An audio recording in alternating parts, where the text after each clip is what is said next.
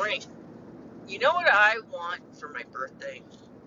I never want anything for my birthday. I'm not much of a celebrating type of person. So, like, never really want anything for Christmas, never really want anything for a birthday. So, there's really never, like, you know what I want for my birthday?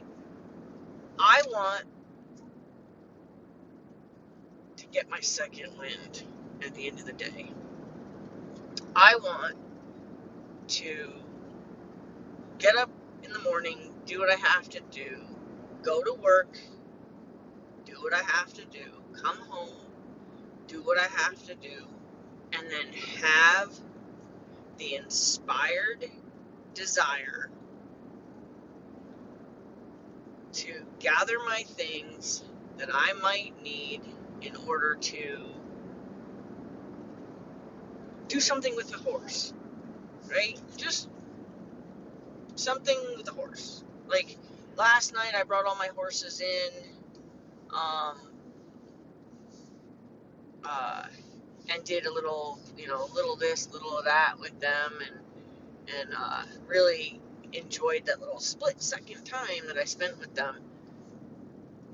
I find every excuse, and I think anybody who has their horses in their backyard can honestly say they experienced this. Like, they thought it would be a great idea to bring my horses home and have my horses in my own care and whatever, and then you start to realize how much of your own care is also your time and your energy and your levels of exhaustion change. And I make every excuse I could possibly make. I'm too tired, it's too windy, it's too hot, it's whatever.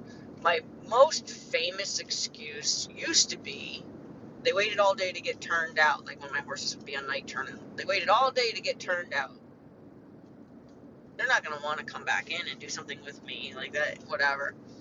And one of my students, who was familiar with the way I am with my horses and the relationship that my horses have with me, he's like, Kirsten, do you honestly think your horses would rather go wander around in their field and eat grass than do something with you? Why do you think you have to sneak out there to make sure that the water tub is clean and nothing fell in it? And why do you have to sneak out there? Why can't you just go out your gate on your driveway, go across the road, go to the other gate and walk into that paddock and just go do what you gotta do? Why can't you just do that? Why? Because as soon as your horses see you, no matter how far away, they come galloping in. Why? Because they want to do something with you. So if you think that your horses are going to be like, no, lady, we just got out here. Yeah, I suppose if you brought them back in and put them back in a stall, they would stop wanting to be with you, because that's what that would mean. But he's like, get over yourself. These horses want to do something with you. So I did get over that. So I don't think Marcel watches my videos, but if you do, Marcel, thank you, because you got me over that piece. The other piece I have is when my horses first come in from day turnout, they are fed. So then I always play that they have to digest. I can't really do anything with them because I risk them, getting sick, colicking, whatever. I can't really, stress them in any way. So, like, some of the stuff that I want to do with Dewey would be emotionally stressful, like tarp work and stuff like that. But if I just filled his belly, I talk myself out of doing stuff with him because he just ate, or it's raining, or whatever. I have every excuse in the book. I even have the excuse of I don't want to wet. I have an indoor round pen, so I don't even have the excuse of weather. But I use the excuse of I don't want to dampen. I don't want to drag out the hose, even though I just had the hose out to water all the stalls. I don't want to drag out the hose to wet down the round pen enough so we can do a little dust control. I come up with every excuse. Now, for those of you who used to come up with every excuse, we would love to hear how you got through it. How do you push yourself? My one student, she said she pushes herself and then she's always happy she did. She was, I pull up my big girl straps and I go out there and I just do it. And then I feel good that I've done it. I think part of what it is for a lot of us that have our horses at home is there's nobody around to be a part of it. Even watching, I think, is still a value as far as a motivating value.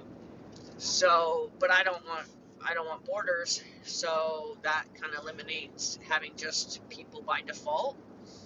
And I'm so wishy-washy about whether or not I'm going to do something with my horses that I literally have like a 5-minute window. I'll text somebody, what are you doing? And if they don't answer in like 5 minutes, I'll have changed my mind. And unless they come back and say, nothing, why? You want me to come over? I won't, I'll change my mind. And I feel like when I do call the people to come over and, you know, I'll do something with one of my horses or whatever, I do feel like they enjoy that. But there's a part of me too that says, why would I invite people over just to watch me? So there's a part of me that gets over myself that way too. Ah, oh, beautiful sunrise. Anyway, I'm just curious what everybody else does to motivate themselves to get past. My horses are at home and I have, I'm going to show you the sunrise. My horses are at home and I have no steam. What do you do? So for me, it's like I want my birthday to come with the answers to that.